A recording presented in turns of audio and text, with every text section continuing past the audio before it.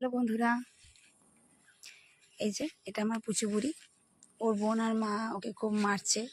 প্রায় 2 মাস মতো হয়ে গেল মেরে। ওর সেই দেখো ঘাটটার সব কেটে দিয়েছিল, ওর পা ফা সব কেটে দিয়েছিল। তো এখন ওকে আমি রাখি, শুধু নয়, ও বর্তমানে আমার বাড়িতেই থাকে। ও আর আমার বাড়ি থেকে যেতে চায় না।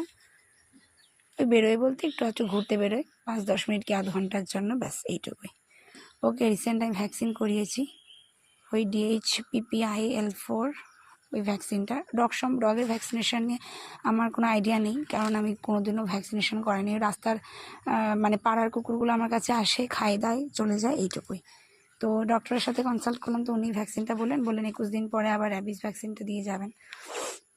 যাই হোক, ওকে বাড়িতেই অ্যাডপ্ট করার ইচ্ছা আছে, কিন্তু কুটুস আছে, তাই পারি না। যাই হোক, দেখা যাক ভবিষ্যতে কি করতে পারি ওর জন্য, কারণ ওকে আমার অ্যাডপ্ট করার খুব